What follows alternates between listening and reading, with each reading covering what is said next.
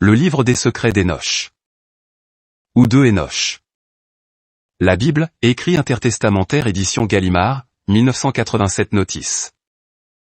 Le livre des secrets d'Hénoch, appelé parfois Hénoch slave attesté par des manuscrits tardifs des XVe, XVIe et XVIIe siècles. La version slave repose sur un original grec aujourd'hui perdu. Les hébraïsmes et targoumismes que l'on relève ici ou la permettent de supposer, pour certaines parties au moins, l'utilisation de documents remontant à un texte hébreu. La version slave existe en deux recensions, l'une dite courte, la seconde, dite longue, amplifiée et remaniée par un recenseur. Malheureusement, c'est la recension longue qui fut connue la première, par un manuscrit de la collection Kludov, écrit à Poltava en 1679, et édité par A. Popov, chronija de l'université de Moscou, 1883. Le texte court ne fut révélé qu'ensuite par la publication du manuscrit numéro 151, dès entre le XVIe et le XVIIe siècle, de la Bibliothèque nationale de Belgrade, S. Novakovic, Starin, 16, 1884, p. 67 à 81. Ce manuscrit donnait bien le texte court, mais sous une forme lacunaire et très abrégée, puisqu'il ne comprend pas l'histoire de Melchizedek, qui, ailleurs, termine l'ouvrage. Dans ces conditions, on s'explique sans peine qu'une priorité ait longtemps été reconnue à la recension longue. Le texte court ne fut connu dans son intégralité, c'est-à-dire avec l'histoire de Melchizedek, que la publication d'un manuscrit de la collection Uvarov, du XVe siècle, édité par M. Sokolov dans une recherche d'ensemble restée fondamentale, Tenija de l'université de Moscou, 1910, 4. Du livre secret sur le ravissement d'Hénoch le Juste. Apparition des anges. Chapitre 1. En ce temps-là, dit Hénoch, quand j'eus accompli 365 ans, dans le premier mois, dans le jour notable du premier mois, j'étais dans ma maison, seul, pleurant de mes yeux et me désolant. Comme je reposais sur mon lit, dormant, deux hommes m'apparurent, très grands, comme jamais je n'en avais vu sur la terre, leur visage était comme le soleil qui luit, leurs yeux comme des lampes qui brûlent, de leur bouche un feu sortait, leurs vêtements étaient de plumes variées, et leurs bras étaient comme des ailes d'or au chevet de mon lit. Ils m'appelèrent par mon nom. Je m'éveillai, et les deux hommes se tenaient réellement près de moi. Je me hâtai de me lever, et je me prosternai devant eux. D'effroi, mon visage se couvrit de glace. Et les hommes me dirent, courage, Hénoch, n'aie pas peur. Le Créateur éternel nous a envoyés à toi, et voici, toi aujourd'hui tu montes avec nous au ciel. Dis à tes fils et aux gens de ta maison tout ce qu'ils doivent faire sur terre, et de chez toi que personne ne te recherche, jusqu'à ce que le Tout-Puissant t'ait renvoyé à eux. Je leur obéis, et j'allai appeler mes fils Mathusalem et Régime, et je leur racontai tout ce que les deux hommes m'avaient dit. Instruction d'Hénoch à ses fils. Chapitre 2. Voici, mes enfants, je ne sais où je vais ni ce qui m'adviendra. Et maintenant, mes enfants, ne vous écartez pas du Tout-Puissant et gardez ses jugements. Ne diminuez pas les sacrifices de votre salut et le Tout-Puissant ne restreindra pas le travail de vos mains, ne privez pas le Tout-Puissant d'offrandes, le Tout-Puissant ne privera pas vos greniers de ses dons. Bénissez le Tout-Puissant avec les premiers-nés des troupeaux et de vos béhufs, et vous serez les bénis du Tout-Puissant à jamais. Ne vous écartez pas du Créateur, et n'adorez pas des dieux de néant, qui n'ont fait ni le ciel ni la terre. Que le Tout-Puissant assure vos cœurs dans sa crainte. Et maintenant, mes enfants, que personne ne me cherche, jusqu'à ce que le Tout-Puissant me renvoie à vous. Ascension d'Hénoch, le premier ciel. Chapitre 3. Et quand j'eus parlé à mes fils, les deux hommes m'appelèrent, et ils me prirent sur leur aile. Et ils me portèrent au premier ciel. Et ils me posèrent là. Chapitre 4. Ils firent venir devant moi les maîtres des ordres des étoiles, et ils me montrèrent leurs mouvements et leurs déplacements d'un temps à un autre. Ils me montrèrent 200 anges qui règnent sur les étoiles et sur les combinaisons des cieux. Ils me montrèrent là une mer très grande. Plus que la mer de la terre, et des anges volaient de leurs ailes. Chapitre 5. Ils me montrèrent les dépôts des neiges et des glaces, et des anges affreux gardaient ces dépôts. Chapitre 6. Ils me montrèrent les réservoirs des nuages, d'où ils s'élèvent et sortent, et ils me montrèrent les dépôts de la rosée, semblables à l'huile de l'olivier, et les anges qui gardaient leurs dépôts, et leur aspect était semblable à toutes les fleurs de la terre. Le deuxième ciel, les anges condamnés. Chapitre 7. Et ces deux hommes m'emmenèrent et me posèrent dans le deuxième ciel. Et ils me montrèrent des prisonniers, gardés, d'un jugement immense. Et là je vis des anges condamnés qui pleuraient, et je dis aux hommes qui étaient avec moi, pourquoi ceux-ci sont-ils tourmentés? Les hommes me répondirent, ceux-ci sont des apostats du Tout-Puissant, qui n'écoutent pas la voix du Tout-Puissant, mais qui ont pris conseil de leur propre volonté. Et je m'affligeai beaucoup sur eux. Et les anges s'inclinèrent devant moi et me dirent, Homme du Tout-Puissant, prie pour nous auprès du Créateur. Et je leur répondis et dis, Qui suis-je, moi, homme mortel, pour prier pour des anges, et qui sait où je vais ou ce qui m'adviendra, ou qui priera pour moi? Le troisième ciel, le paradis, l'enfer. Chapitre 8. Et les hommes m'emmenèrent de là et me firent monter au troisième ciel, et ils me posèrent au milieu du paradis. Et l'aspect de ce lieu est d'une beauté qu'on ne peut pas savoir, tout arbre est bien fleuri, tout fruit mûr, toute nourriture toujours à profusion, tout souffle embaumé. Et 4 rivières coulent d'un cours tranquille le long d'un jardin qui produit toute espèce bonne à manger. L'arbre de la vie est à cette place où le Tout-Puissant repose, quand il entre dans le paradis, et cet arbre est d'une bonne odeur indicible. Un autre arbre est auprès, un olivier, laissant couler de l'huile sans cesse. Et tout arbre porte de bons fruits, il n'y a pas d'arbre stérile, et tout le lieu est béni. Et des anges gardent le paradis, très brillants, d'une voix incessante et par un doux chant servent le Tout-Puissant tous les jours. Et je dis, comme ce lieu est bon. Chapitre 9. Les 2 hommes me répondirent, ce lieu, Énoch, est préparé pour tous les justes, qui souffriront des tribulations dans leur vie et affligeront leurs âmes, et détourneront leurs yeux de l'injustice et feront un jugement juste, donner du pain aux affamés, couvrir d'une robe ceux qui sont nus, relever celui qui est tombé et porter aide à ceux qu'on lèse, qui marche devant la face du Tout-Puissant et le sert lui seul. C'est pour eux que ce lieu est préparé en héritage éternel. Chapitre 10. Et ces hommes m'enlevèrent de là et me firent monter au nord du ciel, et là ils me montrèrent un lieu très terrible. Tout tourment et supplice sont en ce lieu, et les ténèbres et le brouillard, et là il n'y a pas de lumière, mais un feu obscur qui s'enflamme sans cesse, et un fleuve de feu s'avance sur tout ce lieu, il y a le froid et la glace. Et des prisons et des anges cruels et brutaux portant des armes et torturant sans pitié. Et je dis, comme ce lieu est terrible. Et les hommes me répondirent, ce lieu, Énoch, est préparé pour les impies qui font des choses sacrilèges sur terre, qui pratiquent les sortilèges et les incantations et se vantent de leurs actes. Qui volent les âmes des hommes en cachette, qui, attachés aux joues, le délient, qui s'enrichissent du bien des autres par l'injustice, qui ont fait périr l'affamé qu'ils pouvaient rassasier, et pouvant les vêtir ont dépouillé ceux qui étaient nus, qui n'ont pas connu leur Créateur, mais ont adoré des dieux vains, édifiant des images et adorant l'œuvre des mains.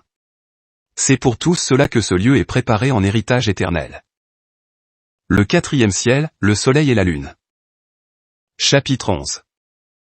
Et les 2 hommes m'enlevèrent de là et me portèrent dans le 4e ciel. Et là ils me montrèrent tous les mouvements et les déplacements et tous les rayons de la lumière du soleil et de la lune. Et je mesurai leur marche et je comparai leur lumière. Et je vis, le soleil a une lumière sextuple de celle de la lune. Et leur cercle et leur char, sur quoi monte chacun d'eux, allant comme le vent et il n'y a pas de repos pour eux qui jour et nuit vont et s'en reviennent. 4 grandes étoiles sont suspendues à la droite du char du soleil et 4 à sa gauche, allant avec le soleil continuellement. Chapitre 12. Des anges vont devant le char du soleil, des esprits volants, 12 ailes à chaque ange, qui traînent le char du soleil, apportant la rosée et la chaleur quand le Tout-Puissant leur ordonne de descendre sur la terre avec les rayons du soleil. Chapitre 13. Et les hommes me portèrent vers l'orient du ciel. Et ils me montrèrent les portes par lesquelles le soleil se lève selon les temps fixés, et selon les circuits de la lune de toute l'année, et selon la diminution et l'allongement des jours et des nuits, 6 grandes portes, l'une ouverte à une distance de 30 stades. Je m'appliquai à mesurer leur grandeur, et je ne pus connaître leur grandeur.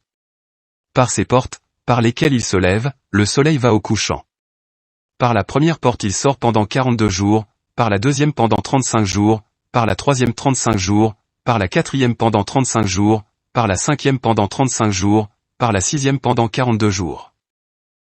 Et de nouveau, revenant par la 6e porte, selon le circuit des temps, il se lève par la 5e porte pendant 35 jours, par la 4e porte pendant 35 jours, par la 3e porte pendant 35 jours, par la 2e pendant 35 jours, et les jours de l'année s'accomplissent selon les retours des temps. Chapitre 14. Et les 2 hommes m'enlevèrent à l'occident du ciel, et là ils me montrèrent 6 grandes portes ouvertes, selon le circuit de celles de l'Orient en face, par lesquelles le soleil se couche selon son lever par les portes de l'Orient et selon les chiffres des jours. Ainsi il se couche par les portes de l'Occident, et quand il sort par les portes de l'Occident, 4 anges prennent sa couronne et la portent au Tout-Puissant, et le soleil tourne son char et va sans lumière. Et ils lui remettent là-bas sa couronne. Chapitre 15. C'est ce décompte qu'ils me montrèrent du soleil et des portes par lesquelles il entre et sort. Car le Tout-Puissant, qui a fait ces portes, fait du soleil le cadran horaire de l'année. Chapitre 16. Et de la lune ils me montrèrent un autre décompte. Les deux hommes me montrèrent tous ses mouvements et tous ses circuits, et ils me firent voir ses portes, ils me montrèrent 12 portes vers l'Orient, en couronne, et 12 vers l'Occident, en couronne, par lesquelles se lève et sort la lune selon les temps habituels. Par la première porte de l'Orient pendant 31 jours sûrement, et par la deuxième pendant 35 jours sûrement, et par la troisième pendant 31 jours exceptionnellement. Et par la quatrième pendant 31 jours sûrement, et par la cinquième pendant 31 jours extraordinairement, et par la sixième pendant 31 jours sûrement. Par la septième pendant 31 jours sûrement, par la huitième pendant 31 jours extraordinairement, et par la neuvième pendant 31 jours exactement. Et par la dixième pendant 31 jours sûrement, par la onzième pendant 31 jours exceptionnellement, par la douzième porte pendant 22 jours sûrement. Et ainsi également par les portes de l'Occident, selon le circuit et selon le nombre des portes de l'Orient. C'est ainsi qu'elle entre par les portes de l'Occident. Et elle accomplit l'année en 364 jours. Elle va dans l'année avec 4 jours exceptionnels, c'est pourquoi ils sont enlevés, à part du ciel et de l'année, et on ne les compte pas dans le nombre des jours, car ils excèdent les temps de l'année, 2 nouvelles lunes dans le sens du plein de la lune, et 2 autres dans le sens de sa diminution. Quand elle a achevé les portes de l'Occident, elle s'en retourne et va vers celle de l'Orient avec sa lumière. Ainsi elle va jour et nuit en cercle, son orbite semblable au ciel, et le char sur lequel elle monte va comme le vent, et, traînant son char, des esprits volants, cisèlent à chaque ange. Ceci est le décompte de la lune. Chapitre 17. Au milieu du ciel, je vis une milice armée, servant le Tout-Puissant avec les tambours et les instruments, d'une voix incessante, et je me délectais à l'écouter. Le cinquième ciel, les veilleurs.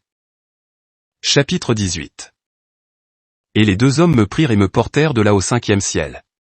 Et là je vis une milice nombreuse, les égrégorois, leur aspect était comme celui des hommes, leur grandeur plus que celle de grands géants, et leur visage triste, et leur bouche silencieuse, et il n'y avait pas de service dans le cinquième ciel. Et je dis aux hommes qui étaient avec moi, pourquoi ceux-ci sont-ils très tristes, et leurs visages abattus, et leurs bouches muettes, et n'y a-t-il pas de service dans ce ciel? Et les hommes me répondirent, ceux-ci sont des égrégorois, qui se sont séparés d'eux-mêmes, 2 princes et 200 marchands à leur suite, et qui sont descendus sur la terre et ont fait alliance sur le sommet de la montagne de l'Hermon, pour se souiller avec des femmes des hommes, et ils se sont souillés, et le Tout-Puissant les a condamnés. Et ceux-ci pleurent sur leurs frères et sur le traitement ignominieux qui leur a été infligé. Moi, je dis aux égrégorois, j'ai vu vos frères et j'ai connu ce qu'ils ont fait, et je sais leurs prières, et j'ai prié pour eux. Et voici, le Tout-Puissant les a condamnés à aller sous la terre jusqu'à la fin des cieux et de la terre, et pourquoi attendez-vous vos frères et n'êtes-vous pas à servir devant la face du Tout-Puissant? Rétablissez les services qui avaient lieu, servez devant la face du Tout-Puissant, de peur que vous n'irritiez le Tout-Puissant votre Créateur et qu'il ne vous précipite de ce lieu. Ils obéirent à mon exhortation, et se placèrent en 4 ordres dans le ciel. Et voici, en ma présence, 4 trompettes se mirent à sonner ensemble, et les égrégorois se mirent à servir comme d'une seule voix, et leur voix monta à la face du Tout-Puissant. Le 6e ciel, les 7 grands anges. Chapitre 19. Et les hommes m'emmenèrent et me firent monter de là au 6e ciel. Et là je vis un groupe de 7 anges, très brillants et glorieux, et leur visage resplendit comme un rayon de soleil, et il n'y a pas de différence dans le visage ou les dimensions du corps, ou de changement dans le vêtement. Ce sont eux qui règlent et enseignent le bon ordre du monde, la marche des étoiles et du soleil et de la lune, à leur guide, les anges, et les anges des cieux, et ils mettent l'accord dans toute la vie des cieux. Ils règlent également les commandements et les instructions et la douce voix des chants et toute louange de gloire. Et il y a les anges qui sont sur les saisons et les années, et les anges qui sont sur les rivières et sur les mers, et les anges qui sont sur les fruits et l'herbe et tout ce qui foisonne, et les anges de tous les peuples. Et ce sont eux qui règlent toute la vie et l'écrivent devant la face du Tout-Puissant. Et au milieu d'eux il y a 7 phénix et 7 chérubins et 7 séraphins, à 6 ailes, leur voix et leur chant à l'unisson les uns des autres. Leur chant est indescriptible, et le Tout-Puissant se réjouit de ses marchepieds. Le 7e ciel, le Tout-Puissant.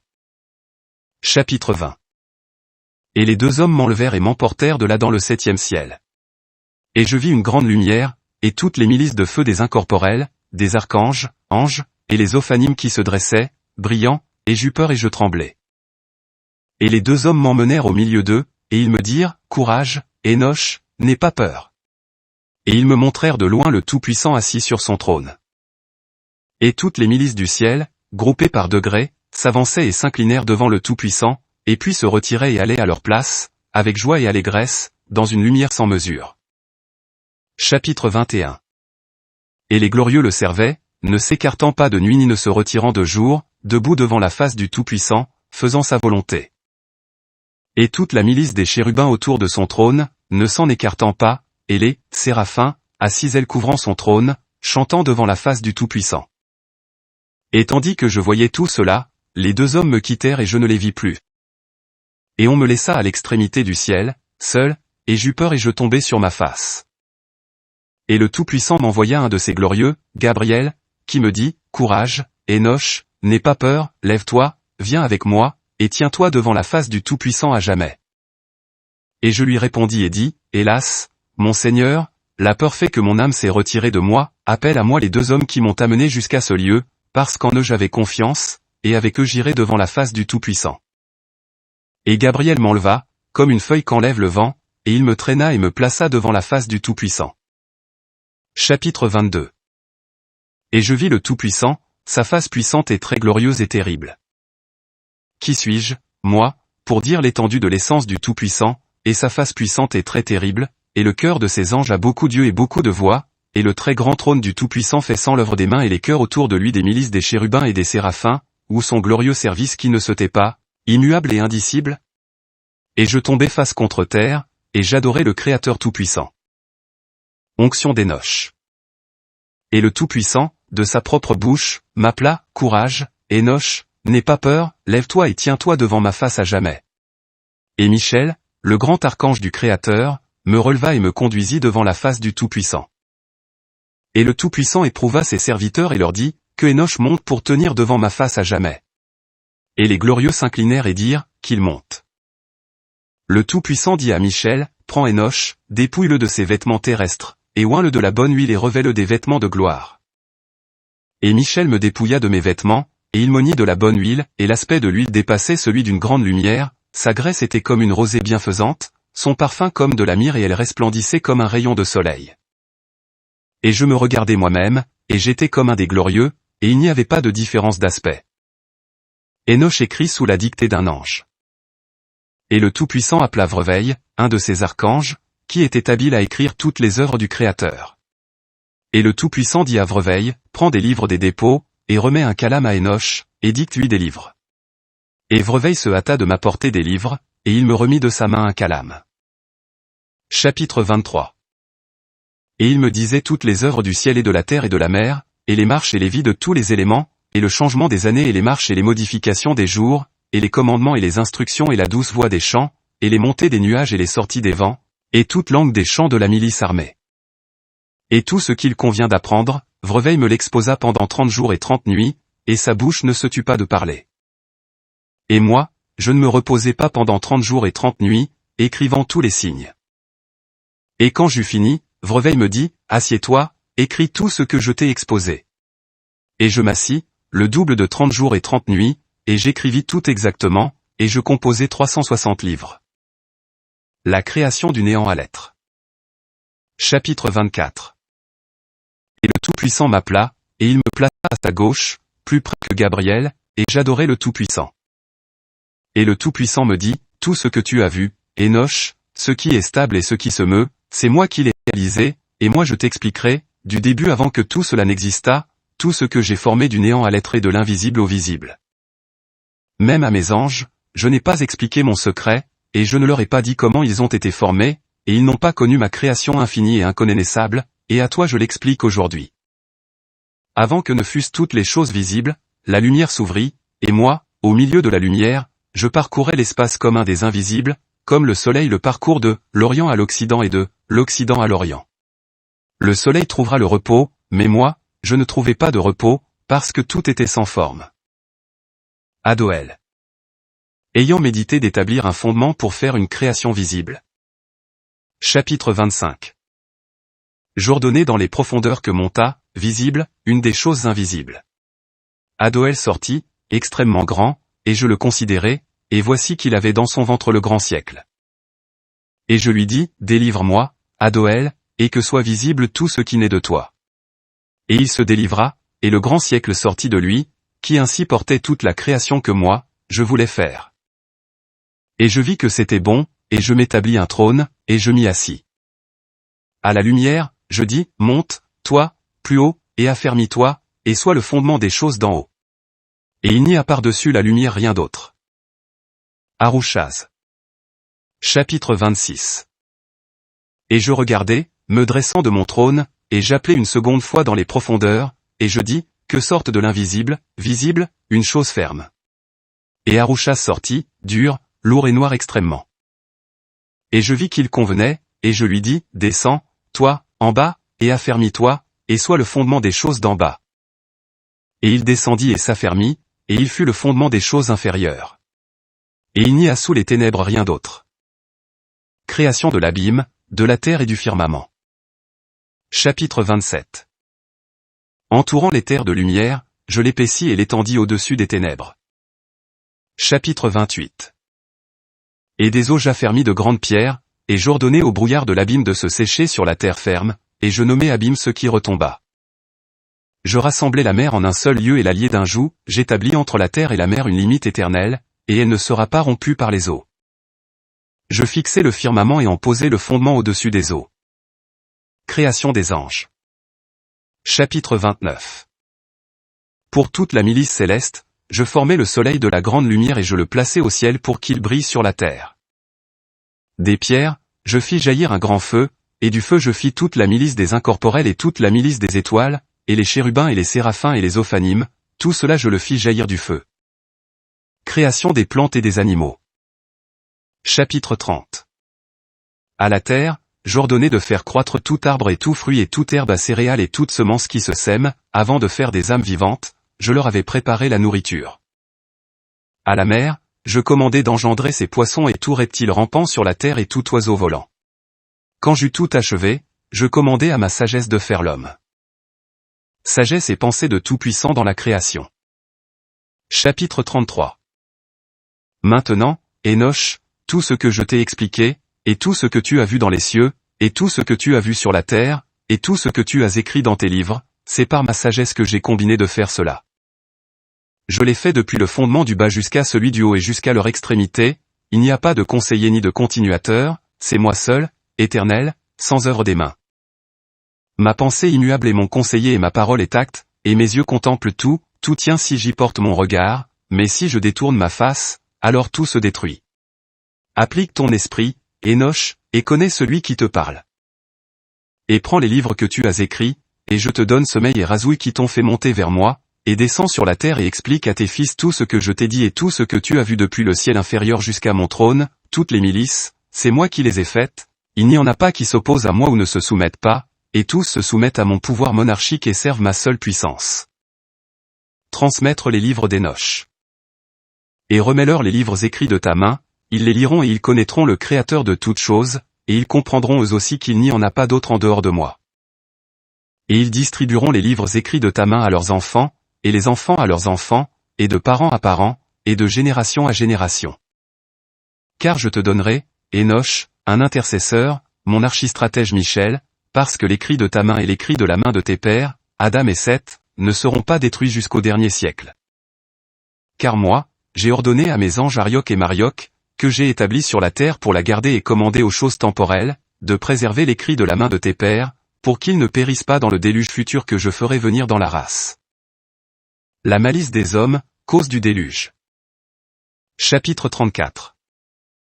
Moi, je connais la malice des hommes, je sais qu'ils ne supporteront pas le joug que je leur ai imposé, et qu'ils ne sèmeront pas semence que je leur ai donnée, mais qu'ils rejetteront mon joug et prendront un autre joug, et qu'ils sèmeront des semences de néant, et qu'ils adoreront des dieux vains et repousseront mon pouvoir monarchique, et que toute la terre s'abattra sous les iniquités, les dénis de justice, les adultères et les idolâtries.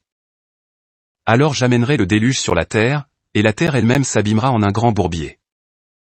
Noé. Chapitre 35. Et je laisserai un homme juste de ta tribu avec toute sa maison, qui fera selon ma volonté, et de leur semence se lèvera une autre race à la suite, nombreuse et très insatiable. alors dans le cours de cette race apparaîtront les livres écrits de ta main et de celle de tes pères, parce que les gardiens de la terre les montreront aux hommes de foi et ils les expliqueront à cette race, et ils seront célébrés dans la suite plus qu'au premier temps. Un délai de 30 jours est donné à Énoch. Chapitre 36. Maintenant, Énoch, je te donne un délai d'attente de 30 jours à passer dans ta maison, et à parler de ma part à tes fils et aux gens de ta maison, et tous ceux qui gardent leur cœur, qu'ils lisent et connaissent qu'il n'y a que moi. Et dans 30 jours j'enverrai les anges te chercher, et ils te prendront de la terre et de tes fils pour te mener à moi.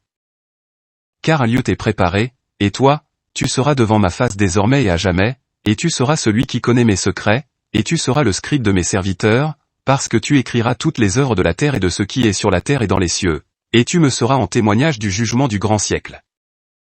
Tout cela, le Tout-Puissant me l'a dit comme un homme parle à son prochain. Retour d'Énoch, récit à ses fils. Chapitre 39. Et maintenant, mes enfants, écoutez la voix de votre Père, tout ce que je vous prescris aujourd'hui de marcher devant la face du Créateur et tout ce qui est selon la volonté du Tout-Puissant. Car moi, j'ai été renvoyé aujourd'hui de la bouche du Tout-Puissant vers vous pour vous dire tout ce qui est et tout ce qui sera jusqu'au jour du jugement. La vision du Tout-Puissant sur son trône. Et maintenant, mes enfants, ce n'est pas de ma bouche que je vous parle aujourd'hui, mais de la bouche du Tout-Puissant qui m'a renvoyé vers vous. Vous entendez mes paroles de ma bouche à moi, homme créé égal à vous, moi, j'ai entendu les paroles de la bouche de feu du Créateur, car la bouche du Tout-Puissant est une fournaise de feu et ses paroles une flamme qui sort. Vous, mes enfants, vous voyez mon visage à moi, homme créé semblable à vous, moi, j'ai vu le visage du Tout-Puissant comme un fer chauffé au feu, jetant des étincelles. Car vous regardez les yeux d'un homme créé égal à vous, moi, j'ai regardé les yeux du Tout-Puissant comme les rayons du soleil qui lui, terrifiant les yeux de l'homme. Vous, mes enfants, vous voyez, vous faisant signe, ma droite à moi, homme fait pareil à vous, moi, j'ai vu, me faisant signe, la droite du Tout-Puissant, emplissant le ciel. Vous voyez l'étendue de mon corps semblable au vôtre, moi, j'ai vu l'étendue du Tout-Puissant sans mesure et sans comparaison, qui n'a pas de fin. Car vous entendez les mots de ma bouche, moi, j'ai entendu les paroles du Tout-Puissant comme un grand tonnerre dans une agitation incessante des nuages. Maintenant, mes enfants, vous entendez les propos d'un roi de la terre, il est redoutable et périlleux de se tenir devant la face d'un roi de la terre, effrayant et périlleux, parce que mort est la volonté du roi et vie est la volonté du roi, se tenir devant la face du roi des rois, qui en supportera l'effroi infini, ou la grande chaleur brûlante? Chapitre 37. Mais le Tout-Puissant appela un de ses anges préposés au froid et le plaça près de moi, et l'aspect de cet ange était neige et ses mains glaces et il rafraîchit mon visage, parce que je ne supportais la crainte de la chaleur du feu, et c'est ainsi que le Tout-Puissant me dit toutes ces paroles. Les circuits des astres. Chapitre 40. Maintenant donc, mes enfants, moi, je connais toutes choses, les unes de la bouche du Tout-Puissant, les autres, mes yeux les ont vues, du début jusqu'à la fin et de la fin jusqu'à mon retour. Moi, je connais tout, et j'ai écrit dans mes livres les extrémités des cieux et leurs habitants, moi, j'en ai mesuré les mouvements et moi, je connais leurs milices, j'ai fait le compte entier des étoiles, grande multitude sans nombre. Quel homme concevra les circuits de leur changement ou mouvement ou leur retour, ou leur guide ou celle qu'ils guident? Les anges eux-mêmes ne connaissent pas leur nombre, moi, j'ai écrit leur nom. Et moi, j'ai mesuré le cercle du soleil, et j'ai dénombré ses rayons, et ses entrées et ses sorties et tous ses mouvements, et j'ai écrit leur nom. Et moi, j'ai mesuré le cercle de la lune et ses mouvements quotidiens, et la décroissance de sa lumière à chaque jour et à chaque heure, et j'ai écrit ses noms. Les séjours des nuages et leurs bouches et leurs ailes et leurs pluies et leurs gouttes, moi, je les ai explorés. Et j'ai écrit le grondement du tonnerre et la merveille de l'éclair, et on m'a montré leur geôlier, leur montée par où ils montent avec mesure, c'est avec un lien qu'ils s'élèvent, avec un lien qu'on les laisse tomber pour qu'ils ne précipitent pas les nuages avec une rude violence et ne fassent pas périr ce qui est sur terre. Moi, j'ai écrit les dépôts des neiges et les réservoirs des glaces et les airs froids, moi j'ai regardé comment en certains temps leurs geôliers remplissent les nuages, et les dépôts ne se vident pas. Moi, j'ai écrit les chambres des vents.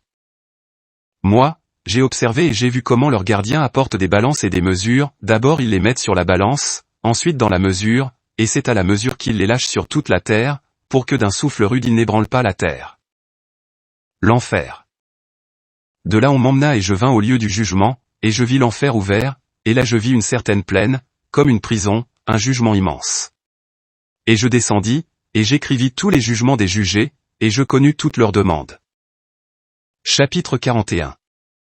Et je soupirai et pleurai sur la perdition des impies, et je dis en mon cœur.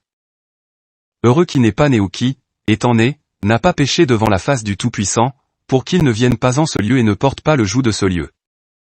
Chapitre 42. Et je vis les gardiens des clés de l'enfer qui se tenaient près des portes très grandes, leur face était semblable à de grandes vipères, leurs yeux à des lampes éteintes, et leurs dents découvertes jusqu'à leur poitrine. Et je leur dis en face, plus au ciel que je ne vous eusse pas vu et que je n'eusse pas contemplé vos actions, et que personne de ma race ne vint à vous. Le paradis. Et de là je montai dans le paradis des justes, et là je vis un lieu béni, et toute créature est bénie, et tous y vivent dans la joie et l'allégresse et dans une lumière sans mesure, dans la vie éternelle. Béatitude.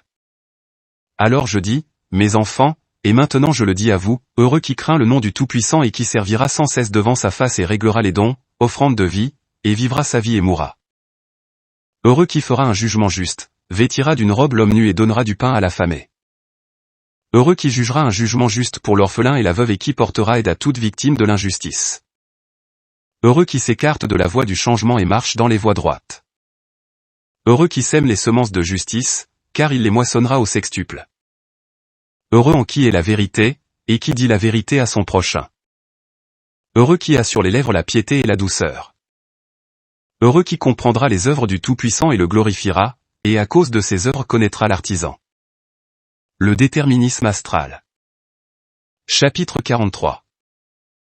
Et voici, mes enfants, j'ai examiné ce qui est gouverné sur la terre, et je l'ai écrit. Moi, j'ai combiné toute l'année, et de l'année j'ai supputé les mois, et du mois j'ai décompté les jours, et du jour j'ai décompté les heures. Moi, j'ai mesuré et noté les heures, et j'ai distingué toute semence sur terre, et toute mesure et toute balance juste, je les ai mesurées et examinées comme le Tout-Puissant me l'a ordonné, et dans ces choses j'ai trouvé de la différence. Une année est plus estimable qu'une autre année, et un jour qu'un jour, et une heure qu'une heure. De même, un homme est plus estimable qu'un autre homme, l'un à cause d'une grande richesse, l'autre à cause de la sagesse du cœur, l'autre à cause de l'intelligence et de l'habileté et du silence des lèvres. Mais il n'y a personne de plus grand que celui qui craint le Tout-Puissant, car ceux qui craignent le Créateur seront glorieux à jamais. L'homme créé à la ressemblance du Tout-Puissant. Chapitre 44. Le Tout-Puissant a créé l'homme de ses mains, à la ressemblance de sa face, le petit et le grand, le Créateur les a faits. Qui outrage la face de l'homme outrage la face du Tout-Puissant, qui a dégoût de la face de l'homme a dégoût de la face du Tout-Puissant, qui méprise la face de l'homme méprise la face du Tout-Puissant, colère et grand jugement contre celui qui crache à la face de l'homme. Heureux qui dirigera son cœur vers tout homme en sorte de porter aide à qui est jugé et de soutenir qui est brisé, et de donner à qui est dans le besoin, parce qu'au jour du grand jugement toute œuvre de l'homme sera restaurée par l'écrit. Heureux celui dont la mesure sera juste et les balances justes, parce qu'au jour du grand jugement toute mesure et tout poids et toute balance seront exposés comme sur le marché, et chacun connaîtra sa mesure, et selon cette mesure il recevra son salaire. Utilité des sacrifices. Celui qui hâtera l'offrande devant la face du Créateur, le Tout-Puissant hâtera les dons qu'il recevra. Chapitre 45. Celui qui multipliera la lampe devant la face du Créateur, le Tout-Puissant accroîtra ses greniers. Est-ce que le Tout-Puissant a besoin de pain ou de chandelle ou de mouton ou de bœuf? Mais avec cela il éprouve le cœur de l'homme. Car alors le Créateur enverra sa grande lumière, et dans cette lumière aura lieu le jugement, et là qui se cachera? Lire les livres d'Hénoch. Chapitre 47. Maintenant, mes enfants, placez la raison dans vos cœurs, et mettez-vous dans l'oreille les paroles de votre Père, tout ce que je vous fais entendre de la bouche du Tout-Puissant. Prenez ces livres, les livres écrits de la main de votre Père, et lisez-les, et en ne connaissez les œuvres du Créateur, qu'il n'y en a pas d'autre en dehors du Tout-Puissant seul. Qui a posé les fondements sur l'inconnu, a tendu les cieux sur l'invisible, a posé la terre sur les eaux et l'a fondée sur l'inconsistant. Qui a fait seul la création innombrable, qui a compté la poussière de la terre ou le sable de la mer ou les gouttes des nuages, qui a accouplé la terre et la mer par des liens indissolubles. Qui a fait jaillir du feu la beauté inconcevable des étoiles et emparé le ciel, qui de l'invisible a fait toutes choses visibles, étant lui-même invisible. Transmettre les livres d'Hénoch. Chapitre 48. Et distribuez ces livres à vos enfants, et vos enfants à leurs enfants, et à tous vos parents et dans toutes vos générations, à ceux qui ont la sagesse et qui craignent le Tout-Puissant. Et ils les recevront, et cela leur plaira plus que toute nourriture excellente, et ils les liront et s'attacheront à eux, tandis que les insensés qui ne connaissent pas le Tout-Puissant ne les recevront pas, mais les repousseront, car leur joug leur pèsera. Heureux qui portera leur joug et se l'attachera, parce qu'il le trouvera au jour du grand jugement. Chapitre 49. Car moi, je vous jure, mes enfants, qu'avant que l'homme ne fût, un lieu de jugement a été préparé pour lui, et que là-bas la balance et le poids selon lesquels l'homme sera éprouvé ont été préparés à l'avance. Se préparer au jour du jugement. Chapitre 50. Et moi, je mettrai par écrit l'œuvre de tout homme, et personne ne pourra se dérober. Maintenant donc, mes enfants, demeurez dans la patience et dans la douceur durant le nombre de vos jours, pour que vous héritiez le siècle sans fin qui est à venir. Et tout coup et toute plaie et chaleur brûlante et toute parole mauvaise, s'ils nous viennent à cause du Tout-Puissant, supportez-les, et si vous pouvez les rendre en retour, ne les rendez pas à votre prochain, parce que c'est le Tout-Puissant qui rend en retour, et il sera votre vengeur au jour du grand jugement. Perdez votre or et votre argent pour votre frère, pour que vous receviez un trésor non selon la chair au jour du jugement. Chapitre 51. Étendez vos mains à l'orphelin et à la veuve, et selon vos forces aidez le malheureux, et ils seront votre protection au temps de l'épreuve. Tout joug affligeant et pesant, s'il s'abat sur vous à cause du Tout-Puissant, déliez-le, et ainsi vous trouverez votre salaire au jour du jugement. Le matin et à midi et au soir du jour, il est bon d'aller dans la maison du Tout-Puissant glorifier l'auteur de toutes choses. Bénédiction et malédiction. Chapitre 52. Heureux qui ouvre son cœur aux louanges et loue le Tout-Puissant, maudit qui ouvre son cœur à l'outrage et aux calomnies contre son prochain. Heureux qui ouvre sa bouche pour bénir et glorifier le Tout-Puissant, maudit qui ouvre sa bouche pour la malédiction et pour le blasphème à la face du Créateur Tout-Puissant. Heureux qui glorifie toutes les œuvres du Tout-Puissant, maudit qui outrage la création du Créateur. Heureux qui regarde les travaux de ses mains pour les accroître, maudit qui regarde à effacer les travaux des autres. Heureux qui garde les fondements des premiers pères, maudit qui détruit les règles et limites de ses pères. Béni qui plante la paix, maudit qui abat les pacifiques. Béni qui parle paix, et qui possède la paix, maudit qui parle paix, quand il n'y a pas de paix dans son cœur. Tout cela se dénoncera dans la balance et dans le livre au jour du grand jugement. Exhortations diverses. Maintenant donc, mes enfants, gardez vos cœurs de toute injustice, que la balance vous fasse hériter la lumière dans les siècles. Chapitre 53. Ne dites pas, mes enfants, notre Père est avec le Tout-Puissant, et ses prières nous sauveront du péché. Vous voyez que moi, j'écris toutes les œuvres de tout homme et personne ne peut détruire l'écrit de ma main, parce que le Tout-Puissant voit tout. Chapitre 54. Maintenant donc, mes enfants, mettez-vous dans l'oreille toutes les paroles de votre Père, pour tout ce que je vous dis vous soit en héritage de repos. Et les livres que je vous ai donnés, ne les cachez pas, expliquez-les à tous ceux qui le veulent, pour voir s'ils connaîtront les œuvres du Tout-Puissant. Chapitre 55. Car voici, mes enfants, le jour approche du terme fixé et le temps marqué me presse, et les anges qui vont avec moi se tiennent devant moi, et demain je monterai au ciel supérieur, dans mon héritage éternel. C'est pourquoi, je vous prescris, mes enfants, d'avoir toute bonne volonté devant le Tout-Puissant. Préparatifs du départ d'Hénoch. Chapitre 56.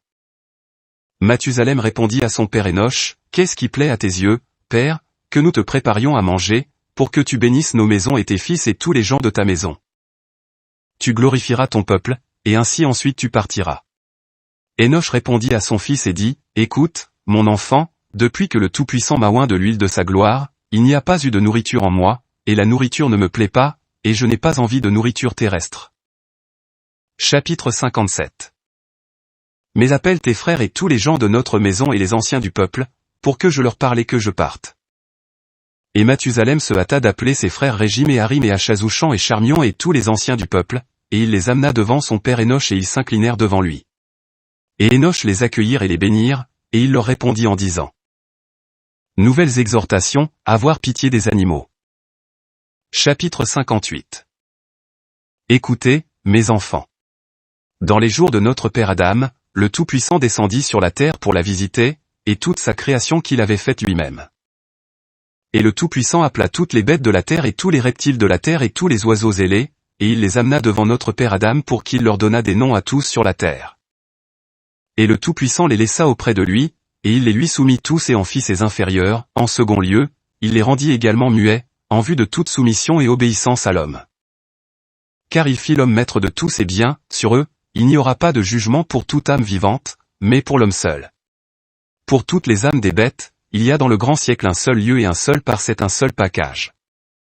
Car l'âme des animaux, que le Tout-Puissant a faite, ne sera pas enfermée jusqu'au jugement. Toutes les âmes accusent l'homme. Chapitre 59. Celui qui paie mal l'âme des bêtes est inique pour sa propre âme, mais qui amène un sacrifice de bête pure, c'est guérison, il guérit son âme, et qui apporte un sacrifice d'oiseau pur, c'est guérison, il guérit son âme.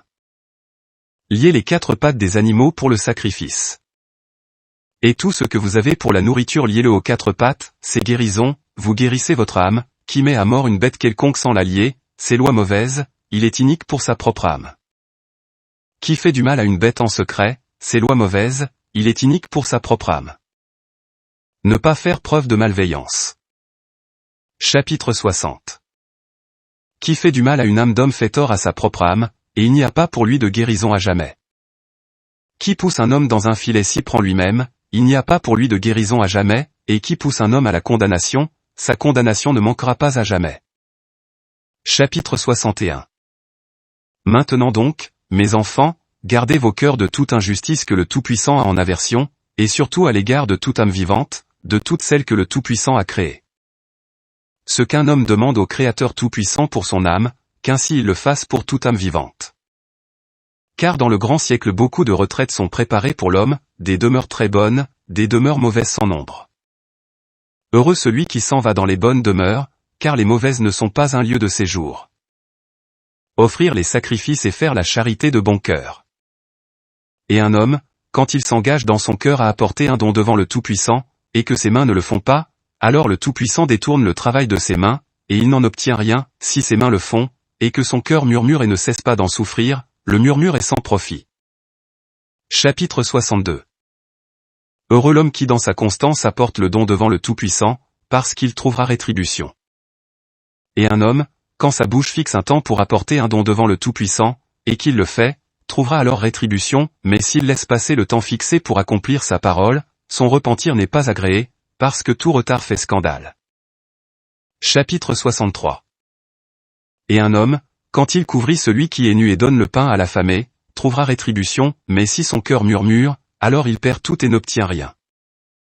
Et quand le pauvre est rassasié, et que son cœur est méprisant, alors il perd toute sa bonne œuvre et il n'obtient rien, parce que le Tout-Puissant a en horreur tout homme méprisant. Le Tout-Puissant appelle Énoch.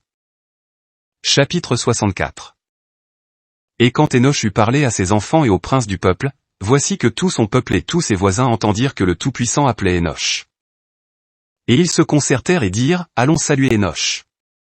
Et il s'en rassembla environ 2000 hommes, et ils vinrent jusqu'au lieu azouchant où étaient Énoch et ses fils et les anciens du peuple. Et ils saluèrent Énoch et lui dirent, toi, béni du Tout-Puissant, le roi éternel, bénis maintenant ton peuple et glorifie-nous à la face du Tout-Puissant, parce que le Tout-Puissant t'a choisi et placé pour ôter nos péchés. Dernière prédiction chapitre 65. Énoch répondit à son peuple et dit, écoutez, mes enfants, avant que toute chose ne fût, avant que toute création n'existât, le Tout-Puissant établit le siècle de la création, et après cela il fit toute sa création visible et invisible. Et après tout cela il créa l'homme à son image et mit en lui les yeux pour voir, les oreilles pour entendre, le cœur pour penser et l'esprit pour conseiller. Alors le Tout-Puissant délivra le siècle à cause de l'homme et le divisa en temps et en heures, pour que l'homme médite les changements des temps et leurs fins, les débuts et les fins des années, des mois, des jours et des heures, et pour qu'il calcule la mort de sa propre vie. Quand s'achèvera toute la création que le Tout-Puissant a faite, et que tout homme ira au grand jugement du Tout-Puissant, alors les temps périront, et il n'y aura plus d'années, ni mois ni jours et heures ne seront plus comptés, mais il restera un seul siècle. Et tous les justes qui échapperont au grand jugement du Tout-Puissant s'uniront au grand siècle, et le siècle en même temps s'unira aux justes, et ils seront éternels. Et il n'y aura plus en eux fatigue ni souffrance ni affliction ni menace de violence ni contrainte, ni nuit ni ténèbres, mais ils auront une grande lumière pour toujours et une muraille indestructible, et ils auront un grand paradis, abri d'un séjour éternel. Heureux les justes qui échapperont au grand jugement du Tout-Puissant, parce que leurs visages resplendiront comme le soleil. Dernières exhortations. Chapitre 66. Maintenant donc, mes enfants, gardez vos âmes de toute injustice, de tout ce que le Tout-Puissant a pris en aversion. Marchez devant la face du Tout-Puissant et servez-le, lui seul, et apportez toute offrande devant le Tout-Puissant. Car si vous levez le regard vers le ciel, le Créateur est là, parce que le Tout-Puissant a fait les cieux, si vous portez le regard sur la terre et sur la mer et que vous pensiez aux choses souterraines, le Tout-Puissant est là aussi, parce que le Créateur a fait toutes choses. Et aucune œuvre ne se cachera à la face du Tout-Puissant. Dans la constance, dans la douceur et dans l'affliction de vos tribulations, sortez de ce siècle de souffrance. Enlèvement d'Énoch. Chapitre 67. Pendant qu'Énoch conversait avec son peuple, le Tout-Puissant envoya l'obscurité sur la terre, et ce furent les ténèbres, et les ténèbres couvrirent les hommes qui se tenaient avec Énoch.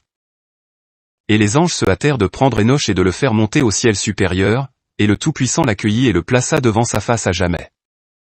Et les ténèbres se retirèrent de la terre et ce fut la lumière, et le peuple vit, et il comprit comment Énoch avait été enlevé, et ils glorifièrent le Tout-Puissant, et ils s'en allèrent dans leur maison. Célébration de l'enlèvement. Mathusalem et ses frères, les fils d'Énoch, se hâtèrent de construire un autel au lieu Azouchan d'où Énoch avait été enlevé, et ils prirent des moutons et des béhufs et ils sacrifièrent à la face du Tout-Puissant.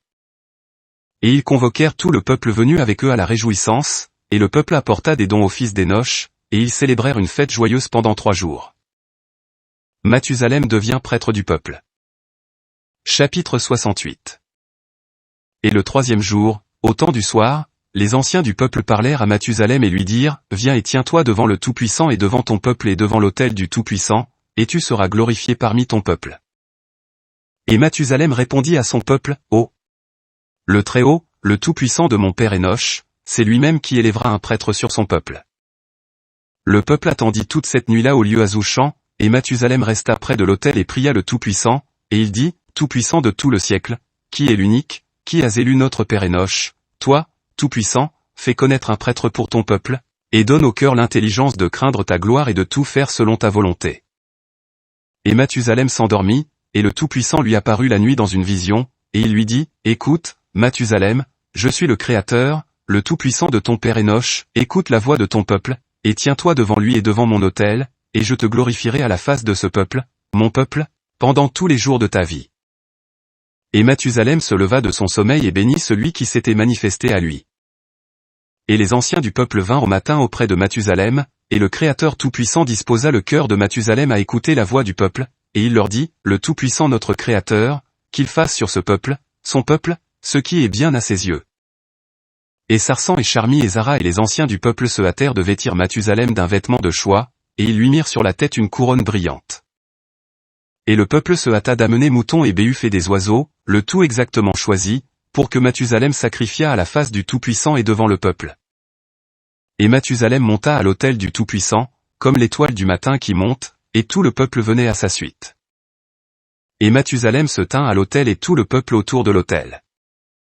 Et les anciens du peuple, prenant les moutons et les béhufs, leur lièrent les 4 pattes et les placèrent à la tête de l'autel, et le peuple dit à Mathusalem, « Prends ton couteau et égorge ces victimes exactement choisies à la face du Tout-Puissant. » Et Mathusalem, tendant ses bras vers le ciel, invoqua le Créateur et dit, « Hélas, Tout-Puissant, qui suis-je, moi, pour me tenir à la tête de ton autel et à la tête de tout ton peuple?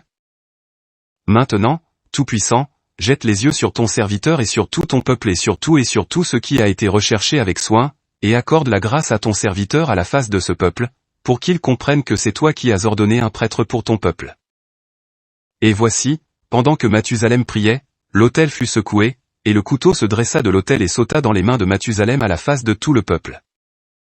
Et tout le peuple fut pris de tremblement, et il glorifia le Tout-Puissant, et Mathusalem fut honoré à la face du Très-Haut et devant tout le peuple depuis ce jour. Et Mathusalem prit et égorgea tout ce que le peuple avait apporté. Et le peuple se réjouit et fut dans l'allégresse devant le Tout-Puissant et devant Mathusalem en ce jour, et ensuite ils s'en allèrent dans leur maison. Sacerdoce et mort de Mathusalem. Chapitre 69. Et Mathusalem se tint à la tête de l'autel et à la tête de tout le peuple à partir de ce jour. Pendant 482 ans, il explora toute la terre, et il rechercha tous ceux qui avaient cru au Tout-Puissant, et ceux qui avaient changé, il les corrigea et les convertit, et il ne se trouva pas un homme qui changea et s'écarta de la face du Tout-Puissant pendant tous les jours que vécut Mathusalem. Et le Tout-Puissant bénit Mathusalem pour ses sacrifices et pour ses dons et pour tout le service qu'il servit à la face du Tout-Puissant. Et après l'achèvement des jours de Mathusalem, le Tout-Puissant lui apparut de nuit dans une vision et lui dit, « Écoute, Mathusalem, je suis le Créateur, le Tout-Puissant de ton père Enoch. Je veux que tu saches que les jours de ta vie sont achevés et que le jour de ton repos approche. Appelle Ner, le second fils de ton fils Lamech, et revêt-le de tes vêtements sacrés, et tu le placeras à mon autel, et tu lui diras tout ce qui arrivera dans ces jours, parce que les temps approchent où toute la terre périra et tout homme et tout ce qui se meut sur la terre. Car dans ces jours il y aura un grand désordre sur la terre, parce que l'homme a envié son prochain, et le peuple s'abattra sur le peuple et la nation soulèvera la guerre contre la nation, toute la terre s'emplira de sang et de désordre mauvais.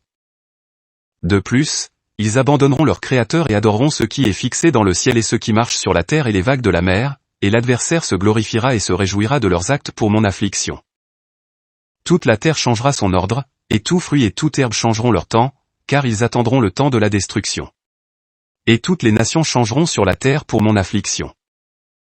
Et alors, moi, je commanderai à l'abîme, il se précipitera d'en bas sur la terre, et les dépôts des eaux du ciel se précipiteront d'en haut sur la terre, en une grande matière selon la matière primitive, et toute la constitution de la terre périra, et toute la terre sera secouée et sera privée de son assise solide à partir de ce jour. Alors, moi, je préserverai Noé, le fils premier-né de ton fils Lamech, et je ferai lever de sa semence un autre monde, et sa semence durera dans les siècles. Et Mathusalem, se levant de son sommeil, s'affligea grandement du songe. Il fit venir tous les anciens du peuple et leur raconta tout ce que le Tout-Puissant lui avait dit, et tout ce que le Tout-Puissant lui avait révélé dans la vision. Et le peuple s'affligea de sa vision et lui répondit, « Le Tout-Puissant a le pouvoir de faire selon sa volonté, et maintenant fais tout comme le Tout-Puissant te l'a dit. » Mathusalem appela Ner, le second fils de Lamech, et il le revêtit des vêtements du sacerdoce devant tout le peuple, et il le plaça à la tête de l'autel et lui apprit tout ce qu'il avait à faire dans le peuple. Et Mathusalem dit au peuple, « Voici Ner, il sera devant vous, à partir d'aujourd'hui, le guide des princes. » Et le peuple répondit à Mathusalem, « Qu'il le soit pour nous, et que la parole du Tout-Puissant s'accomplisse, comme il te l'a dit. » Et pendant que Mathusalem parlait au peuple, son esprit se troublait, il plia les genoux et tendit ses bras vers le ciel, priant le Tout-Puissant, et, comme il priait, son esprit sortit de lui. Et Noé et tout le peuple se hâtèrent de bâtir un tombeau pour Mathusalem, et ils placèrent pour lui l'encens et la canne et beaucoup de ceux qui sanctifient. Et Ner et le peuple allèrent lever le corps de Mathusalem, et ils le placèrent dans le tombeau qu'ils lui avaient bâti, et ils le recouvrirent. Et le peuple dit, « Béni a été Mathusalem à la face du Tout-Puissant et à la face de tout le peuple. » Et, de là, ils se rassemblèrent, et Ner dit au peuple, « Hâtez-vous d'amener aujourd'hui le mouton et le taureau et la tourterelle et la colombe, pour que nous sacrifions à la face du Tout-Puissant, et réjouissez-vous aujourd'hui, puis allez dans vos maisons. » Et le peuple obéit à Ner le prêtre, ils se hâtèrent d'amener les victimes, et ils les lièrent à la tête de l'autel. Et Ner prit le couteau du sacrificateur et il sacrifia à la face du Tout-Puissant. Et le peuple se hâta de faire ce qui était prescrit, et ils se réjouirent, à la face du Tout-Puissant, tout le jour, ils glorifièrent le Tout-Puissant, le Créateur sauveur de Ner, à la face du peuple.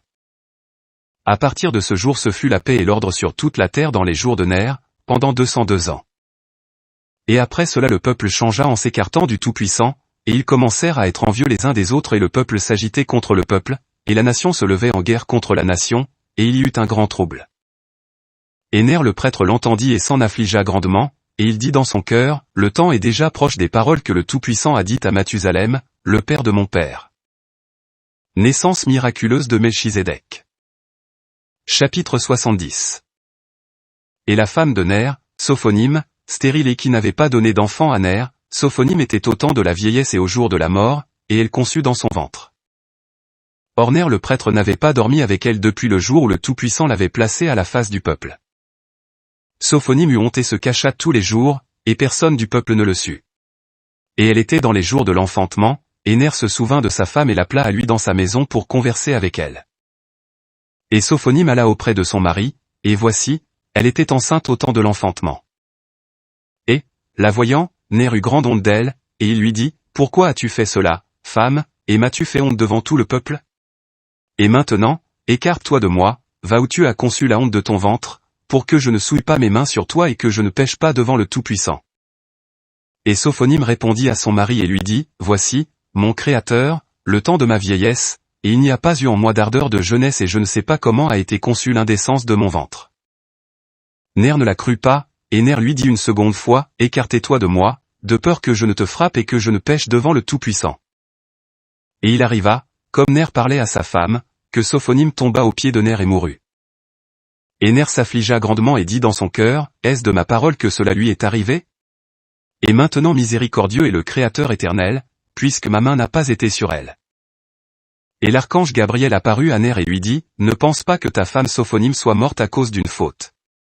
Cet enfant qui est né d'elle est un fruit juste, et que je recevrai au paradis, pour que tu ne sois pas le père d'un don du Tout-Puissant. » Et Ner se hâta de fermer la porte de sa maison et d'aller chez son frère Noé, et il lui raconta tout ce qui était arrivé à sa femme. Et Noé se hâta vers la chambre de son frère, et l'aspect de la femme de son frère était celui d'une morte, et ses entrailles autant de l'enfantement. Et Noé dit à Ner, « Ne te désole pas, mon frère Ner, car le Tout-Puissant a couvert aujourd'hui notre honte, puisque personne du peuple ne le sait, et maintenant hâtons-nous de l'enterrer, et le Tout-Puissant couvrira notre indécence. » Et ils placèrent Sophonim sur un lit, ils la vêtirent de vêtements noirs, et ils fermèrent la porte, et ils creusèrent une tombe en secret. Quand ils furent sortis vers sa tombe, l'enfant sortit de Sophonim morte, et il était assis sur le lit.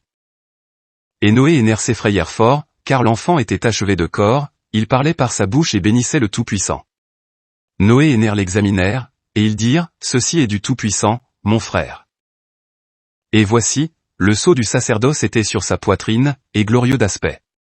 Et Noé dit à Ner, « Frère, voici que le Tout-Puissant renouvelle le tabernacle de la sanctification après nous. » Et Ner et Noé se hâtèrent de laver l'enfant, et ils le vêtirent des vêtements du sacerdoce. Et Ner lui donna les pains consacrés, et il mangea. Et ils lui donnèrent le nom de Melchizedek.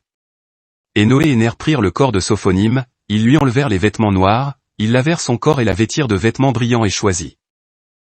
Et ils lui bâtirent un tombeau, et Noé, Ner et Melchizedek allèrent l'ensevelir avec honneur publiquement.